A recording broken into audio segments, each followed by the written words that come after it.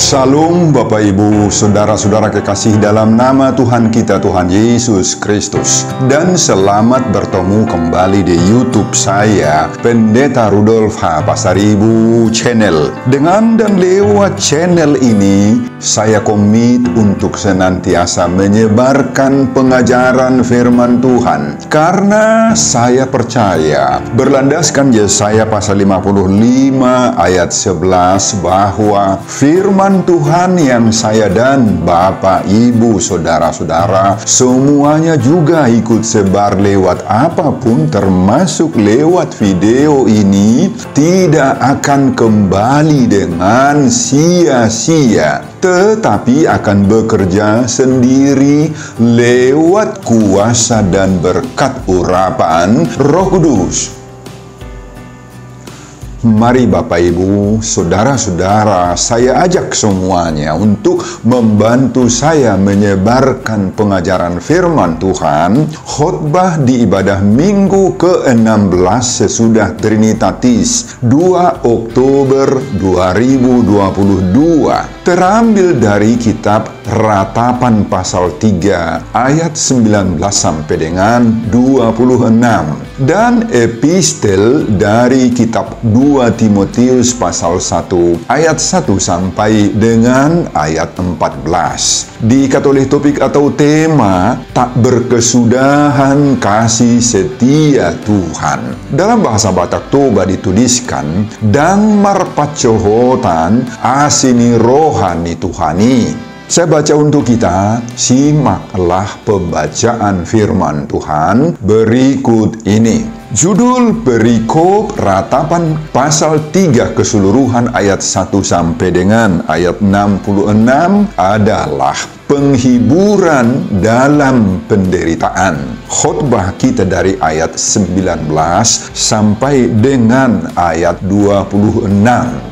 Ingatlah akan sengsaraku dan pengembaraanku, akan ipuh dan racun itu. Jiwaku selalu teringat akan hal itu dan tertekan dalam diriku. Tetapi hal-hal inilah yang kuperhatikan. Oleh sebab itu aku akan berharap tak berkesudahan kasih setia Tuhan. Tak habis-habisnya rahmat-Nya selalu baru tiap pagi, besar kesetiaan-Mu. Tuhan adalah bagianku, kata jiwaku.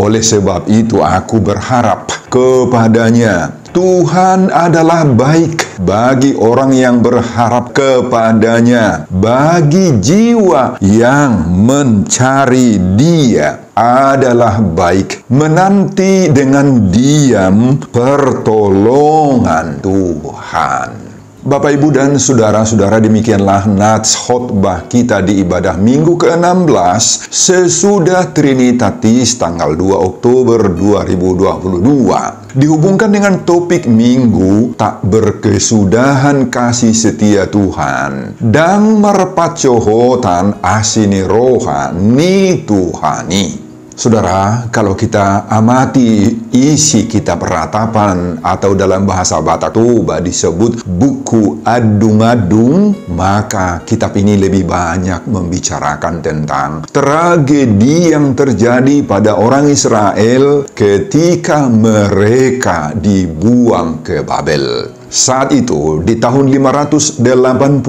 sebelum Kristus BC, Raja Babel bernama Nebukadnezar memerangi Israel. Maka kota Yerusalem mereka hancurkan. Demikian juga bait Allah yang sangat mereka atau bangsa Israel agungkan, rata tanah tinggal puing-puing. Sebahagian besar bangsa Israel diboyong ke Babel. Tinggallah orang-orang lemah, orang-orang cacat, dan tak berdaya. Inilah pembuangan ketiga.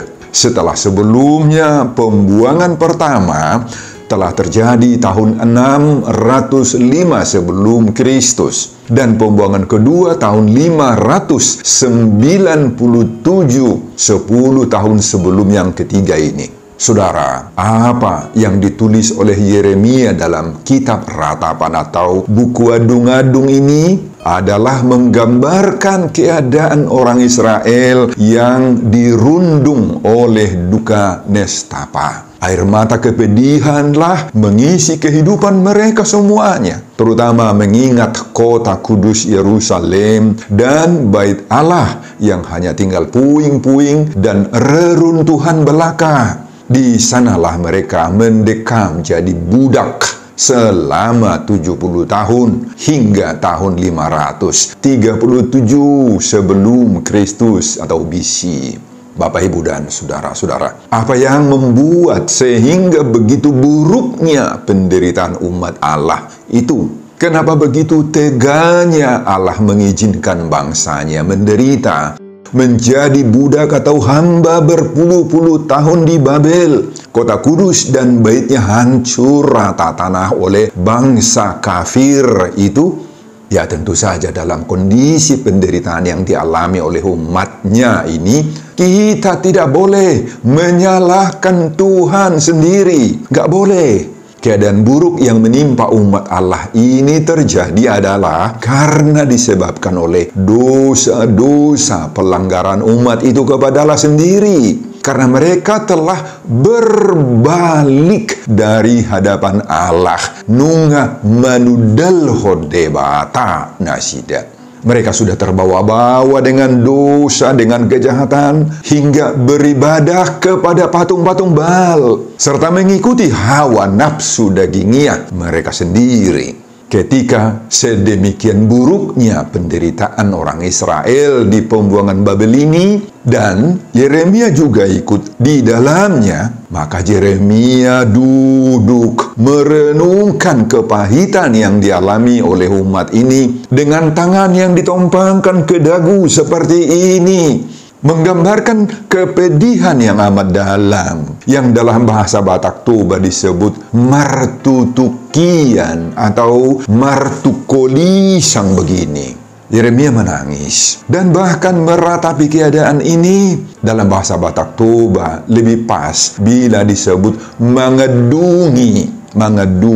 Gambaran dari orang yang sedang meratapi atau mengedungi ini adalah ketika seseorang atau keluarga sedang berhadapan dengan mayat kekasihnya yang meninggal, yang mati. Pasti tangisan mereka sangat pedih, bercampur dengan suara jeritan yang kuat, bahkan air mata dan gerakan-gerakan tubuh. Yeremia menangisi, meratapi, mengedungi dosa-dosa umat Israel yang tega mau mendurhakai Tuhan sehingga berakibat fatal seperti ini. Bahkan meratapi dosa kejahatan para hamba-hamba Tuhan, dosa para pemimpin, baik pemimpin negara, pemimpin nasional, pemimpin agama, pemangku jabatan-jabatan rohani, para imam Parise yang begitu munafiknya selama ini, yang begitu angkuh, sombong, dan tidak lagi mau percaya kepada Tuhan.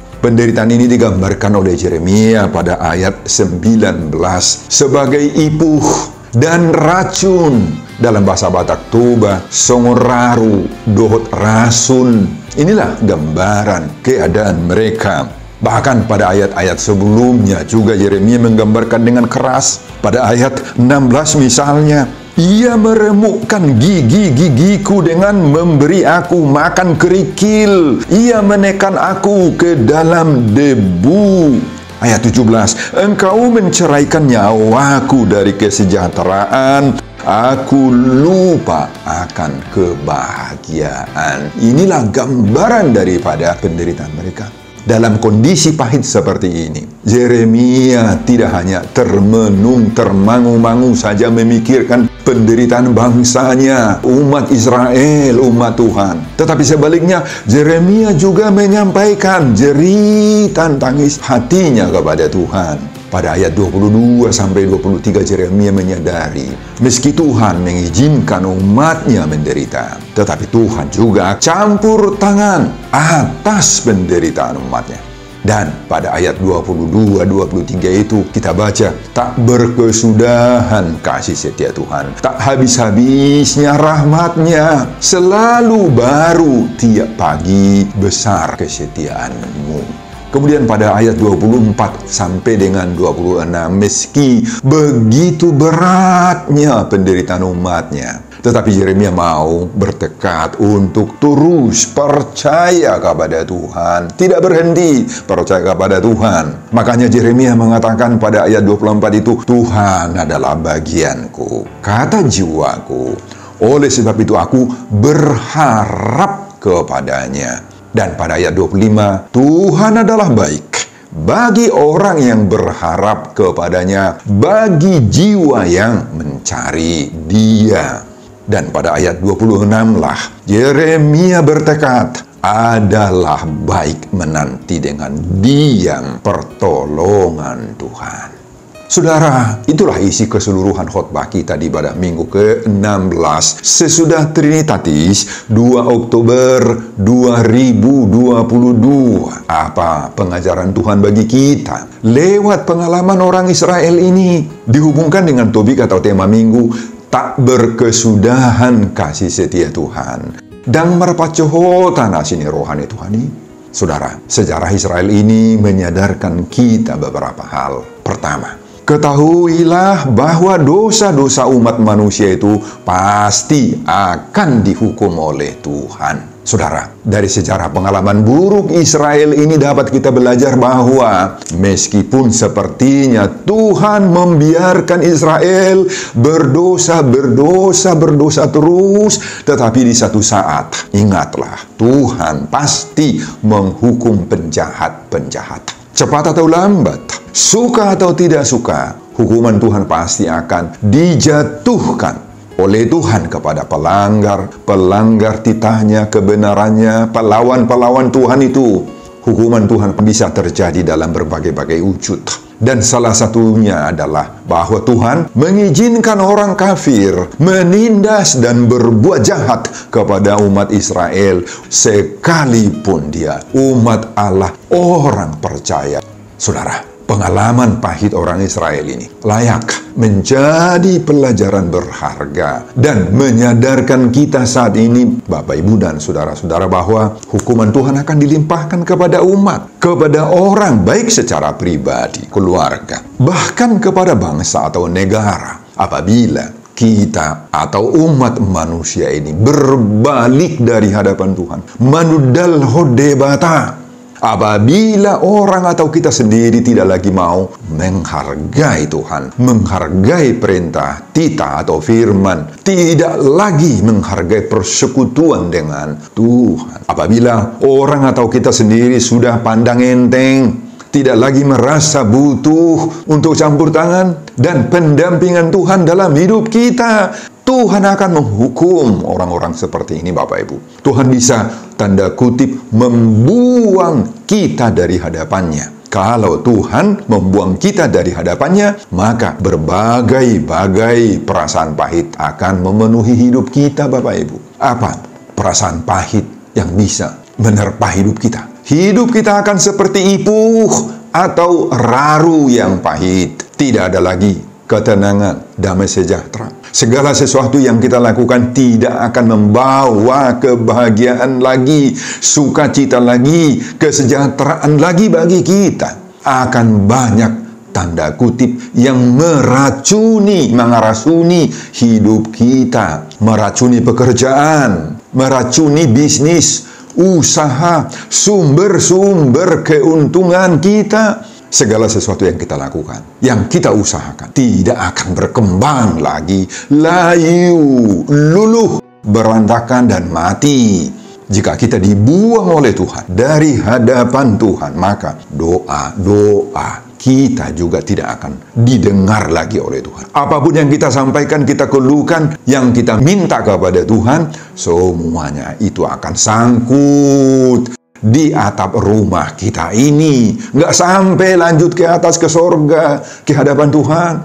Hal seperti inilah yang sudah dilakukan oleh Allah kepada orang Israel. Sebagaimana Yesaya pasal 1 ayat 15. apabila kamu menadahkan tanganmu untuk berdoa, aku akan memalingkan mukaku.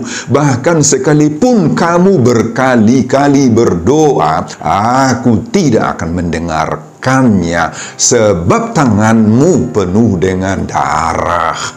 Dan yang lebih pahit dari itu pun akan bisa terjadi pada diri kita, Bapak Ibu, kalau kita meremehkan Tuhan. Apa itu? Tuhan mengizinkan orang jahat menindas kita, menteror kita, merampas sukacita dan damai sejahtera kita.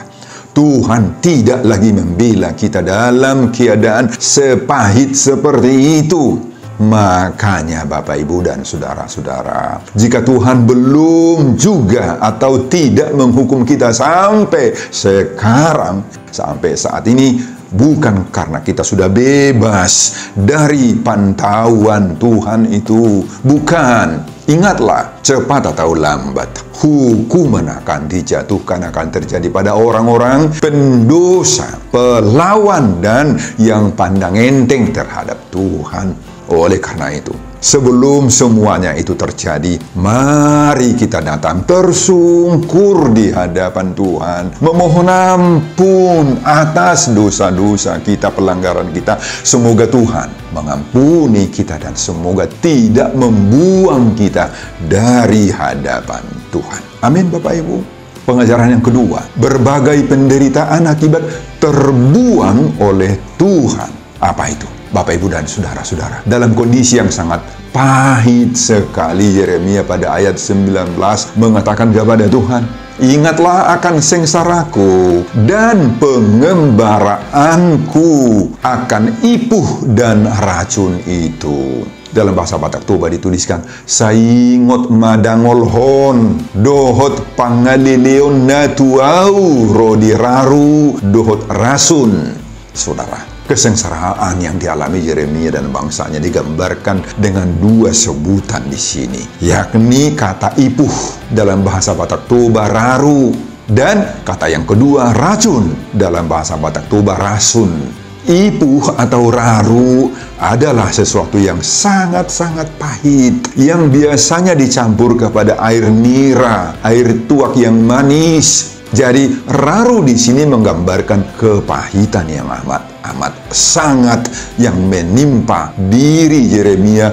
Rasun atau racun di sini menyebabkan kematian, tidak lagi berdaya, habis segala-galanya, putusnya pengharapan, putusnya nyali dan perasaan, sudah mati. Namun dalam kepahitan hidup seperti ini, ketika menelan rasun kehidupan yang mematikan ini, Yeremia tidak putus asa. Yeremia masih sanggup mengatakan, ingatlah sengsaraku, Tuhan. Saudara, banyak pengalaman-pengalaman pahit yang mungkin mendera hidup kita di saat ini, yang seperti gambaran yang digunakan oleh Yeremia ini. Banyak pengalaman yang seperti ipuh atau raru yang pahit, nasapot, mabain hacit dalam kehidupan kita. Kehidupan kita tidak berdaya, tidak kuat lagi. Kita kehilangan sukacita, semuanya sapot pahit.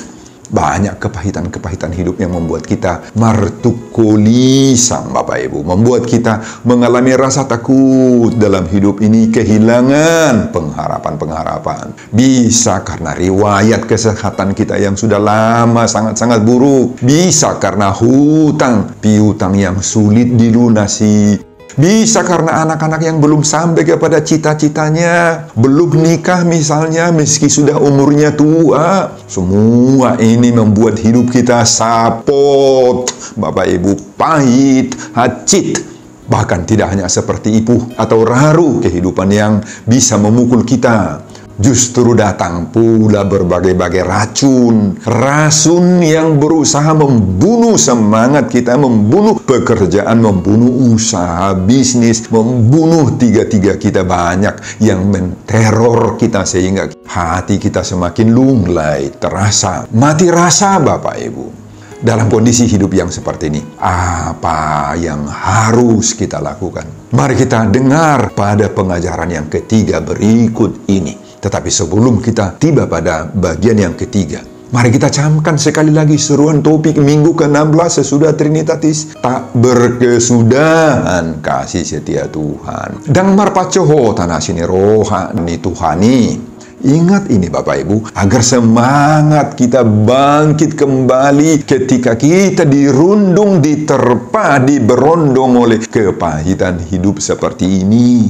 Pengajaran yang ketiga. Dalam keterpurukan hidup, mari kita mengadu kepada Tuhan. Saudara, apa dan bagaimana sikap Yeremia ketika diperhadapkan dengan ipuh atau raru kehidupan yang pahit ini? Bagaimana tindakan Yeremia ketika racun atau rasun kehidupan ni permuduonon menerpa hidupnya? Apakah dia hanya bersedih, mertukul lisang saja, menangis, memikirkan kepahitan hidupnya, menyesali dan menyalahkan Tuhan apalagi? Oh tidak Bapak Ibu. Tindakan dan sikap seperti itu tidak menyelesaikan persoalan. Malahan sikap yang seperti itu akan membawa keputusasaan. Kita akan stres, akan sakit jiwa, pikiran kita tidak tenang, menambah lagi rasa galau. Yeremia menghampiri sorga, menghampiri Tuhan. Yeremia menyampaikan semua kepahitan hidupnya, menyampaikan akararu-raru ningoluon, racun-racun kehidupan ini, disampaikannya kepada Tuhan. Pada ayat 22a, Yeremia bersaksi, tak berkesudahan kasih setia Tuhan, tak habis-habisnya rahmatnya. Dalam bahasa Batak Toba, asi-asi ni jauh bahasa bingdo ubain so harusun siap hami aidang marpacoho tanah sini rohana. Saudara, bagi Yeremia, meski Tuhan mengizinkan menderita, tetapi di balik penderitaan ini ada kasih Tuhan, ada rahmat Tuhan sedang menanti di depannya. Di balik kegelapan hidup ini ada pelangi kasih daripada Tuhan untuk bersinar dalam kehidupan kita. Kemudian pada ayat 22b dan ayat 23 Yeremia menegaskan lagi, tak habis-habisnya rahmatnya, selalu baru tiap pagi, besar kesetiaanmu. Sikap Yeremia ini sangat perlu kita renungkan dan apalagi kita terapkan Bapak Ibu. Kita aplikasikan ini dalam hidup kita, terutama ketika kita diizinkan oleh Tuhan menderita, mengalami kepahitan hidup dan racun-racun yang mematikan semangat kita. Kita tidak boleh putus asa. Kita tidak boleh bersandar pada kekuatan diri kita atau kemampuan diri kita, tetapi kepada Tuhan. Mari kita tiru Yeremia ini. Dia berserah diri sepenuhnya kepada Tuhan. Tidak ada tempat pengaduan lain bagi Yeremia selain kepada sorga, kepada Tuhan. Saudara, apa dan siapa tempat pengaduan kita di saat menderita seperti ini? Jangan-jangan ada yang berlindung kepada kuasa dan kekuatan dunia ini, kepada kekuatan magic, jimat-jimat yang mau mengandalkan dukun-dukun dan sejenisnya, tanpa menyangkal pentingnya peranan saudara-saudara semarga kita, sedarah, seprofesi kita. Kita tidak menyangkal kebaikan-kebaikan mereka, apalagi kehebatan-kehebatan mereka. Tetapi ingat, kita juga tidak boleh mengandalkan kehebatan mereka. Mari kita serahkan sepenuhnya semua penderitaan yang kita alami itu kepada Tuhan. Lewat doa-doa kita, mari kita serbu sorga, serbu Tuhan dengan doa, bahkan dengan linangan air mata pertobatan. Mari kita minta campur tangan Tuhan atas kepahitan hidup yang menerpa kita. Kita yakin, jika kita membereskan dosa-dosa kita, maka tangan Tuhan akan menyelamatkan kita. Pengajaran yang keempat, menanti tindakan Tuhan dengan berdiam diri. Saudara, tindakan Tuhan untuk mendengar dan mengabulkan permintaan doa-doa kita, tidak bisa itu kita prediksi. Tidak bisa itu kita duga-duga, kita kalkulasi, kita hitung-hitung kapan terrealisirnya, terlaksananya. Nah, itu sebabnya pada ayat 24 sampai 26 ini Yeremia mengajar kita agar kita mau berharap dan menanti dengan diam. Ini saja yang dapat kita lakukan Bapak Ibu. Ini saja. Pada ayat 26 ditulis, adalah baik menanti dengan diam pertolongan Tuhan. Dalam bahasa Batak Toba, mertua ma manangise na hohom makalunguton hatuaun ni Jehovah. Saudara, apa maksudnya kalau Yeremia mengatakan bahwa kita harus menanti dengan diam? Hohom makalunguton hatuaun ni Jehovah. Apa maksudnya? Apa itu berarti berpangku tangan sajalah, pasif sajalah menunggu-nunggu berkat Tuhan? Atau tinggal diam saja? Kalau disebut di sini menanti dengan diam, oh, tidak seperti itu Bapak Ibu. Bukan pasif. Menanti dengan diam itu berarti mari kita berhenti berbuat jahat. Stop itu berontak kepada Tuhan. Jangan bertindak di luar kehendak Tuhan. Itulah hahohomon itu. Tetaplah kita bersabar. Dan sambil menjaga kekudusan hidup kita, senantiasalah kita menguasai diri kita, menguasai emosional tindakan-tindakan kita, dan terus berharap kepada Tuhan. Kita yakin Bapak Ibu, yang terbaik akan Tuhan berikan kepada kita. Kita yakin akan Yeremia pasal 29 ayat 11 akan terwujud bagi kita. Sebab aku ini mengetahui rancangan apa yang ada padaku mengenai kamu. Demikianlah firman Tuhan, yaitu rancangan damai sejahtera dan bukan rancangan kecelakaan, untuk memberikan kepadamu hari depan yang penuh harapan. Ainung ngatakas huboto sakap nahu sakapi taringot tuhamunin na Jehovah sakap hasonangan dota hedada tuhamagoan asa au mangaleo tuhamu ujung ni nahinalunguton muna. Saudara, sekali lagi, ingatlah dan selalulah pegang teguh seruan topik minggu ke-16 sesudah Trinitatis ini. Tak berkesudahan kasih Tuhan dan marpacohotan asini roha ni Tuhan ni, maka Tuhan akan memberkati kita dalam hidup kita ini. Amin Bapak Ibu. Sebelum saya mengakhiri khotbah ini, kembali saya mengajak Bapak Ibu Saudara-saudara untuk membantu saya menyebarkan pengajaran firman Tuhan khotbah di ibadah minggu ke-16 sesudah Trinitatis tanggal 2 Oktober 2022 dari kitab Ratapan pasal 3 ayat 19 sampai 26 ini, agar semakin banyak orang yang percaya bahwa tak berkesudahan kasih setia Tuhan dan marpacohotan asini roha ni Tuhani termotivasi lewat khotbah ini. Simak juga video-video khotbah saya yang lain Bapak Ibu, agar kita semuanya memiliki sentuhan dan pemahaman rohani yang semakin diperkaya. Buka di YouTube saya, Pendeta Rudolf H. Pasaribu Channel. Selamat mengikuti ibadah minggu, baik di gereja atau di rumah masing-masing. Tuhan Yesus memberkati kita. Salam Horas. Amin. Bapak, terima kasih untuk firman yang kami dengar saat ini. Semoga firman dan khotbah ini menjadi pengajaran yang sangat-sangat berharga bagi kami semuanya pendengar khotbah ini. Tuhan berkati hamba-Mu dalam persiapan khotbah berikutnya, dan semuanya ini saya peruntukkan demi kemuliaan hormat bagi nama Tuhan. Di dalam nama Yesus Kristus saya berdoa dan mengucap syukur. Terpujilah nama-Mu Tuhan hari ini dan untuk selama-lamanya. Amin.